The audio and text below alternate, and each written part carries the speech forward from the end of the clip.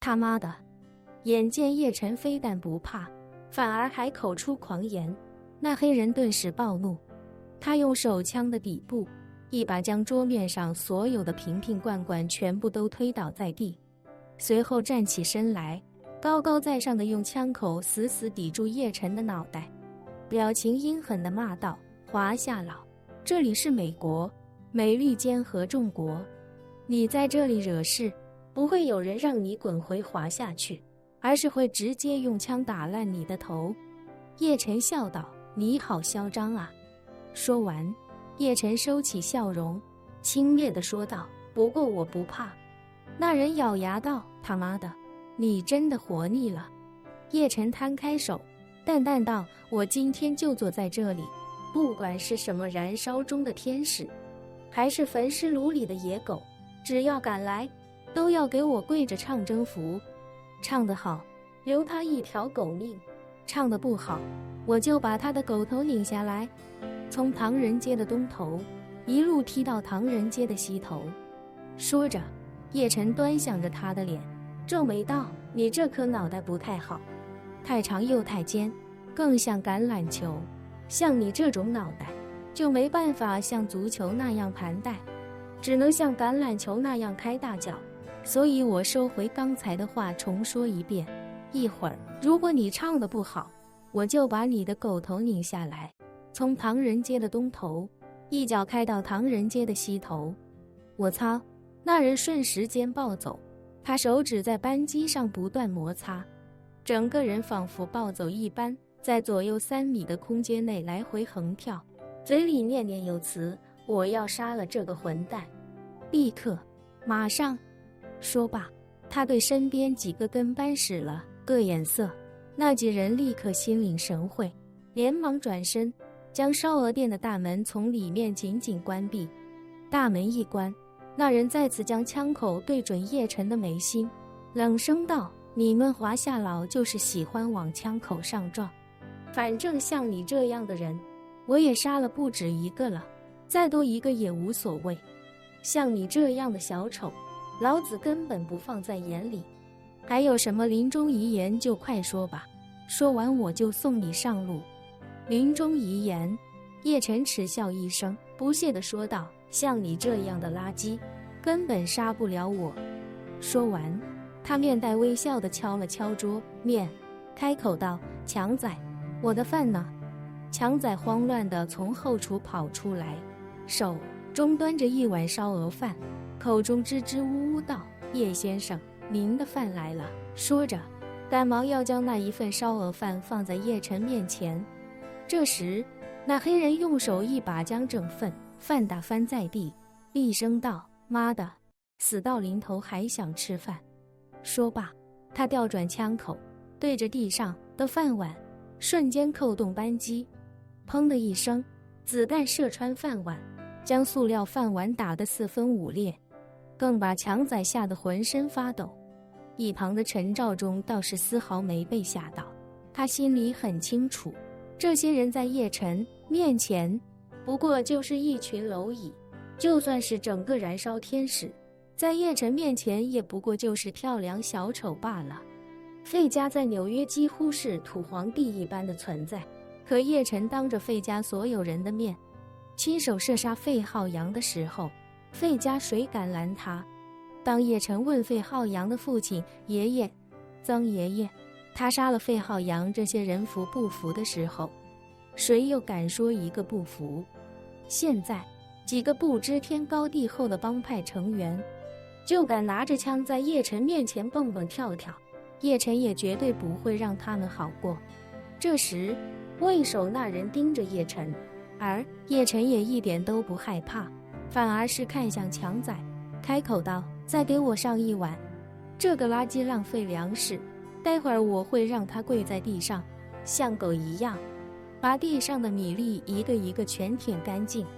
那人内心几乎崩溃，自己已经开了枪，可叶晨依旧分毫不怕，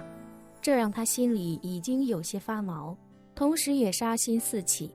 他一张嘴长得夸张的大，扇动着2片肥厚的嘴唇，怒不可遏咬牙道：华夏佬，既然你自己找死，那我就送你去见上帝吧。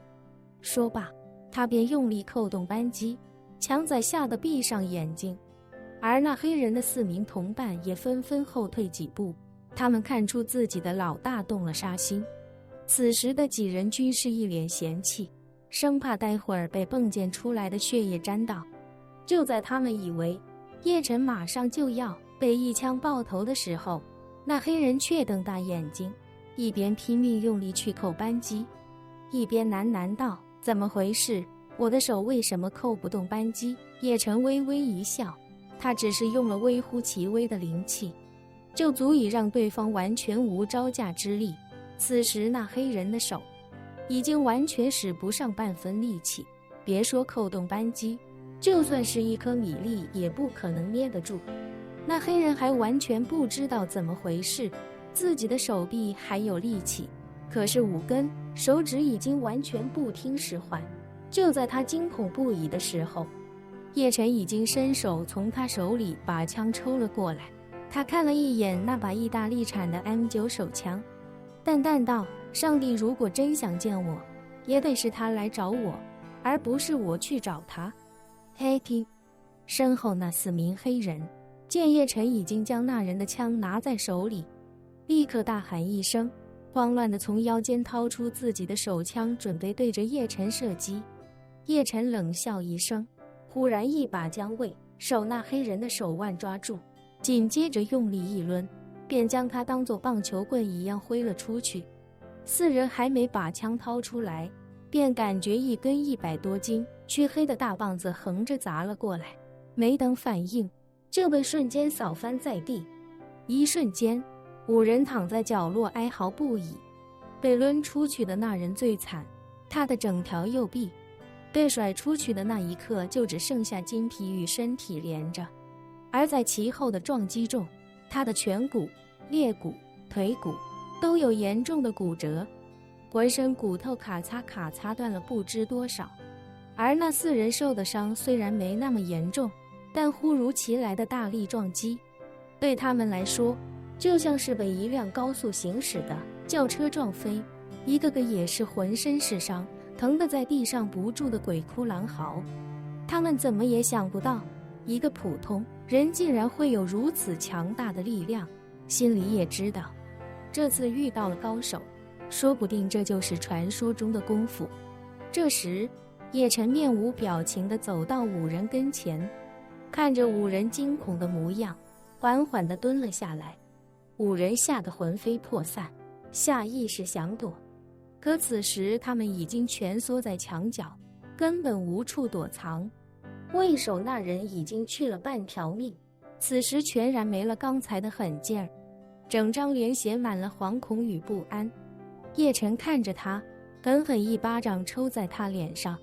啪的一声，在整个烧鹅铺回荡。眼看那人脸颊迅速肿了起来，叶晨笑着说道：“他妈的黑社会啊，还燃烧天使，谁他妈给你们起的这个逼名？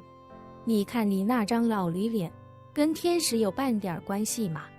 那人被抽的腮帮子炸裂一般的疼痛，可此时也只能哭着对叶晨说道：“对不起，真的对不起，不知道你还会功夫，求你放我们一马，我们以后再也不到这里来了。”叶晨皱了皱眉，又是一耳光狠狠地抽了上去。这一声脆响，拨得旁边4人耳膜生疼。叶晨抽完第2个耳光，笑着问他：“刚才不是挺狠的吗？拿着枪的姿势潇洒得不得了，我看你都恨不得跳起来开枪了，怎么这么快就软了？”而那人此时已经被打得快要晕过去，可脸上的剧痛却又让他的大脑无比清醒。他知道今天遇到了实力了得的硬茬，自己现在又没有人能帮忙，只能低声下气地求一条活路。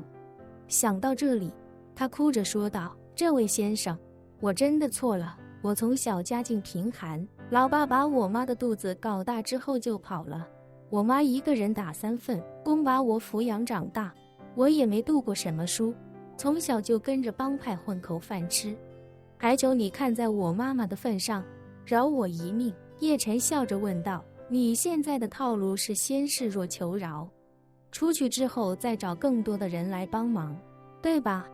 那人连忙道：不是，不是，绝对不是，我向上帝发誓。叶晨一巴掌抽在他的脸上，冷声问道：为什么你3句话不离上帝，却还拿着枪来收保护费？拿起枪你就是燃烧的天使，没了枪你就是上帝的羔羊，你到底是信上帝还是信枪？我，那人被叶晨质问的不知如何回答，只能硬着头皮说道：我信上帝。叶晨反问：那你觉得上帝今天能保佑你吗？